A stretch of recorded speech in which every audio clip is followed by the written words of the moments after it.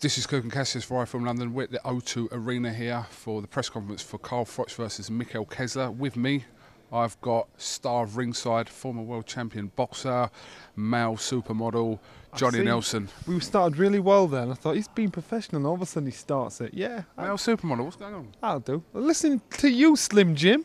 That's got to be a woman that's made you lose so much weight rapidly. Yeah, my woman at home, sitting at home that watching means this she's now. stressing you. What's going to happen next is you're either going to go great or the hairline's going to start right there, brother. No, my hairline's all right. There's a few grey hairs there. Watch his space. He's lost 3 stone in a space of months. So we'll see what he is this time next year. No, we'll see what he is this time come the 25th of May.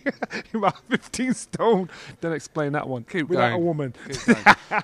It's not drugs. All right. Good. Good luck. That's good.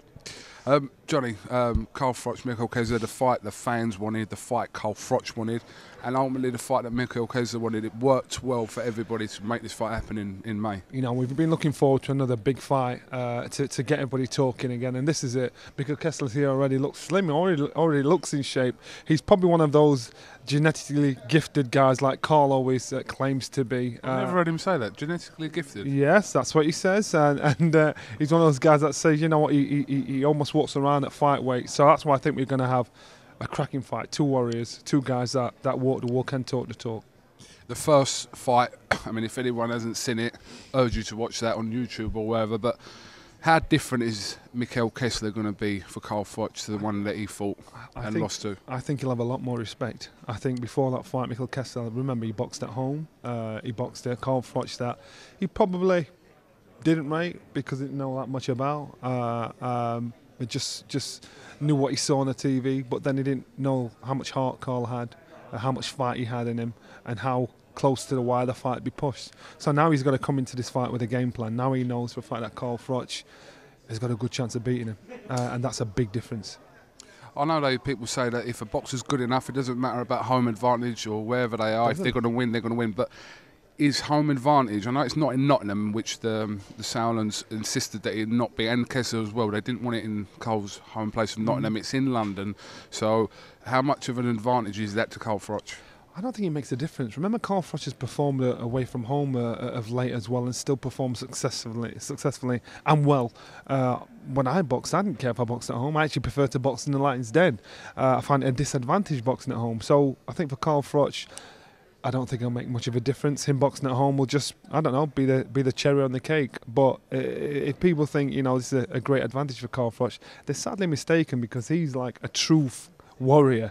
He doesn't care where it is. He'll have the fight. I remember when he came on ringside and he said, you know what, when the cameras are off, so it wasn't just for PR, he said, look, I'd have this fight in the cobbles. Let's have this fight. I really want this guy. So I just think we're in for something really special.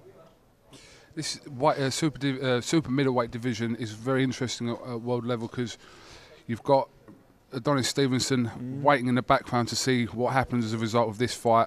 There's the man that's beaten both, Andre Ward, and there's Lucien Bute as well, you know, waiting for his chance to get back in the mix. So who's in the mix and who's not in the mix in your eyes? You're talking about levels. Andre Ward is a level above everybody else, and he's proved that. How he beat Carl, kind of beat him with ease. Then you're talking a super level.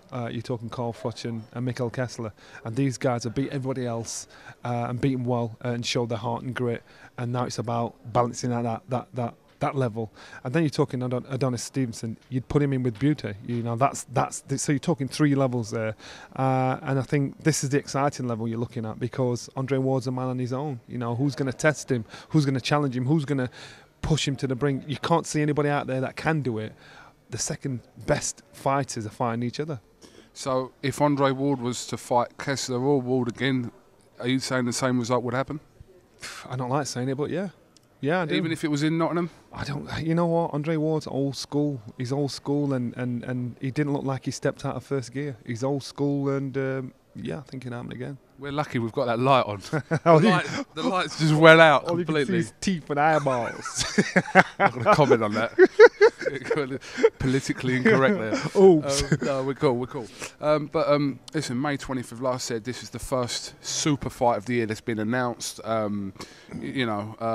There's another good bill with in March with Burns and Vasquez and a few other. But this fight here captures, when people say about capturing the imagination, This one does 20,000 O2. I can't see there being a single seat available. Listen, already people are trying, clamouring for tickets. You cannot get tickets. I know that's what's going to happen. Yeah. As soon as they're going to go on sale, they're going to go like hotcakes. I know that for a fact.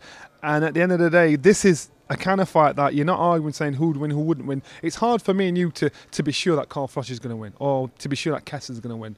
And that's what makes a good fight. That's the kind of fight we'll talk about this time next year, this time in 3, 4, 5 years, because it's an evenly matched fight. It's a 50-50 fight, and that's what makes this game so interesting. Do you know what tells me that this fight is really big? Do you know the pivotal thing that tells me that this fight is as big as it is? Go on. Sky sends you to the press conference.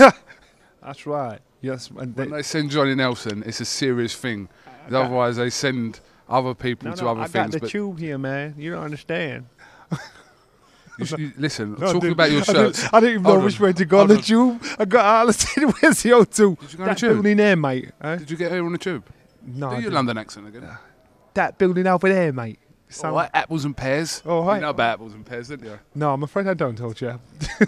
Just recapping on a story about Johnny Nelson climbing up a tree, stealing a man's apples and pears, lime green retro Adidas tracksuit. Shall I tell you what that's all about? Those boys are talking about being skint. I'm telling them what real skint is. When you got to go apple scrumping to feed yourself, that's skint. Not going shopping at Poundland for some cheap lino or buying an £8 shirt. Apple scrumping is skint. Just finally, that programme was brilliant, the one with Froch Khan and Go Hey. I know that there was try of a promoter's one. There was a promoter's one that was the initial promoter's one with all the Hennessy, Warren, Maloney, Hatton. Are you going to try and get that done again? You know what? The offer was put out to everybody, so let nobody tell you they weren't asked. They were asked. People started asking for rose petals in dressing rooms and silly requests to basically buy themselves out the job. The same offer was offered to everybody. If certain promoters don't want to turn up for certain political reasons, that's down to them. It was a chance for them to say what they're about, to say to fight the corner, to say their piece. They didn't turn up, and that's up to the general public to decide why they think they didn't turn up. The promoters know why they didn't turn up. Some may be exposed, some may be put under pressure, some, may want to say something that's a bit litigious. So they didn't turn up for their own reasons. I can't vouch for those boys.